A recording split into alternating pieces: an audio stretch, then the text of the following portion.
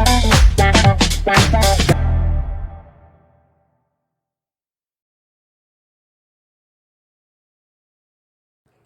Students, motion chapter ए part 3।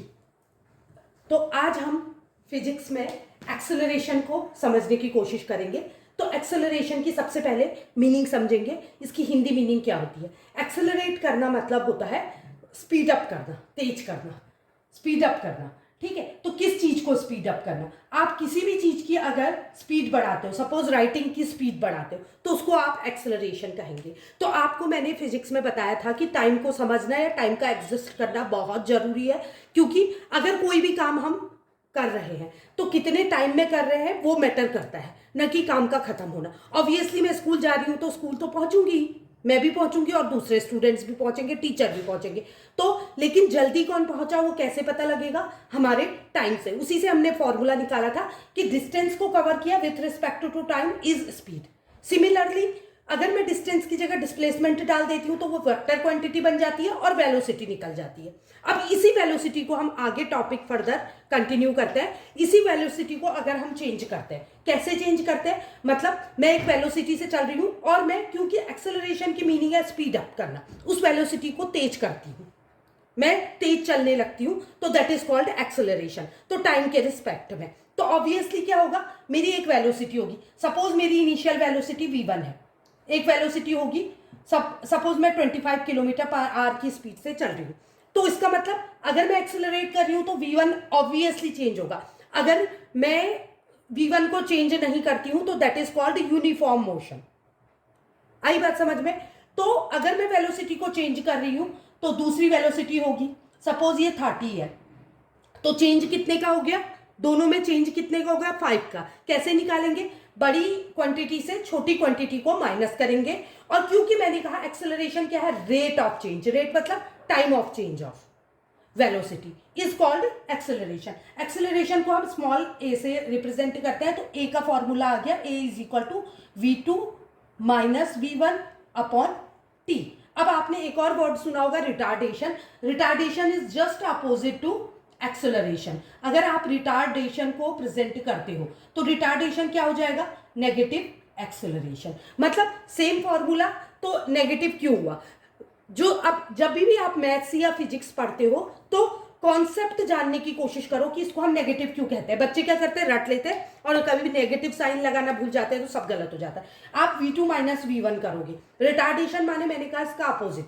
Rate जो velocity है वो बढ़ नहीं रही है, स्पीड अप नहीं हो रही है, रिटार्ड हो जा रही है, रुक जा रही है या कम हो जा रही है, हो सकता है 0 हो जा रही है। सपोज मैं 30 की वेलोसिटी से चल रही हूं, मतलब v1 30 है और v2 क्या हो गया? रुक गया, 0 पे आ गया सपोज। तो इसका मतलब इस हम v2 से v1 फॉर्मूला सेम रहेगा, को माइनस करेंगे तो क्या हो जाएगा? 0 minus 30 is equal to minus 30 upon T, क्योंकि टाइम के बिना हम इसको रिप्रेजेंट नहीं कर सकते हैं। तो ये निकल गया हमारा रिटार्डेशन। अब आई होप आपको एक्सेलरेशन और रिटार्डेशन समझ आया होगा। अब हम यूनिट फाइंड आउट करेंगे। तो यूनिट क्या होती है? अब एसआई यूनिट लेके चलते हैं। तो हमको पता है वेलोसिटी की यूनिट क्या होती है? जो डिस्प्लेसमेंट अपॉन टाइम को शो करता है। डिस्प्लेसमेंट को हम किसमें? मीटर में शो करते हैं, मीटर पर सेकंड। तो ऑब्वियसली वेलोसिटी की यूनिट क्या हो गई? Metre per second. और टाइम की यूनिट क्या होती है? सेकंड। तो एक्सेलरेशन क्या हो जाएगा? वेलोसिटी की unit metre per second upon time की यूनिट सेकंड। तो ये क्या हो जाएगा? Metre upon second into second is equal to metre per second square. तो यहां पर को हमने एक्सेलरेशन को और रिटार्डेशन को समझा।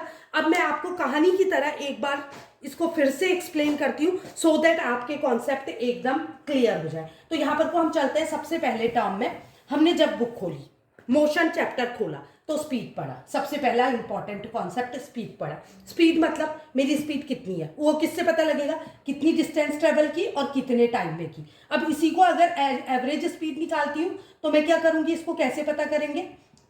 टोटल डिस्टेंस ट्रेवल, जितने पार्ट्स में मैं ट्रेवल कर रही हूँ, अपॉन टोटल टाइम टेकन, उतना कवर करने में मुझे कितना टाइम लगा।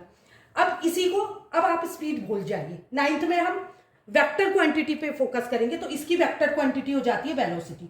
तो वेलोसिटी इज इक्वल टू हो जाती है डिस्प्लेसमेंट। डिस्टेंस की जगह हम क्या करते हैं, इनिशियल और फाइनल पोजीशन के बीच की शॉर्टेस्ट डिस्टेंस लेते हैं, तो उसको डिस्प्लेसमेंट कहते हैं, स्मॉल एस से डिनोट करते हैं, तो एस अपॉन टी हो जाएगा। अब इसी की अगर हम एवरेज निकालते हैं तो हमको मालूम है कि डिस्प्लेसमेंट जो होता है वो टोटल डिस्प्लेसमेंट ही होता है, मतलब वो पार्ट्स में नहीं होता है। तो इसको हम कैसे रिप्रेजेंट करेंगे, एवरेज को इज इक्वल टू वेलोसिटी का जो चेंज है उसका सम अपॉन 2। एवरेज जैसे हम निकालते हैं, 2 वेलोसिटी, अगर 3 वेलोसिटी है तो तीनों का सम अपॉन 3, 4 है तो अपॉन 4। तो ये हो गया फर्स्ट फॉर्मूला, ये हो गया सेकंड फॉर्मूला। यूनिट पता है हमको, क्या हो जाएगी, मीटर पर सेकंड, इसकी मीटर इसकी सेकंड, तो स्पीड की हो गई मीटर पर सेकंड। तो क्योंकि वेलोसिटी और स्पीड सेम है तो इसकी भी यूनिट हो गई मीटर पर सेकंड। और एक्सेलरेशन हो गया, एक्सेलरेशन को रिप्रेजेंट करेंगे हम डिफरेंस वेलोसिटी का, उसी को हम एक्सेलरेशन कहते हैं, rate of change of velocity is called acceleration. तो ये निकल गया हमारा थर्ड फॉर्मूला। तो अगर आपको ये फॉर्मूले पसंद आ याद हो गए तो ऑटोमेटिकली आपको पूरा चैप्टर इजीली बनेगा। मैं बिल्कुल कहानी की तरह फर्दर एक्सप्लेन करूंगी आप को नेक्स्ट वीडियो में। मैं 3 मतलब मोशन की 3 इक्वेशंस निकालना इनके मदद से सिखाऊंगी। तो आप अगर आपको वीडियो पसंद आ रहा है तो please like, subscribe and share करिए। Thank you.